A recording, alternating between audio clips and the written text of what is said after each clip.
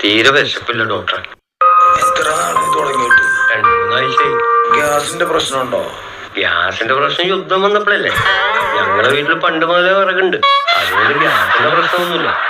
വിശപ്പുണ്ടാകാനുള്ള എന്തെങ്കിലും മരുന്ന് തന്നാ മതി. അതിന് കയ്യിലിടാം. എന്താ പേര്? മമ്മു. എന്താ? മമ്മു. ആ, മമ്മു. മമ്മു. എത്ര വയസ്സായി? 11. 11 വയസ്സാ നിങ്ങൾക്കാ? എനിക്കല്ല, പിന്നെ ഇവനാണ് മമ്മു. ഇവനാണ് 11 വയസ്സ്. എന്റെ മോക്കടെ മോനാണ്. ഇവനാണ് കഴിഞ്ഞ 4 ആഴ്ചയായിട്ട് വിശപ്പില്ലാത്തത്. ഇവനാ?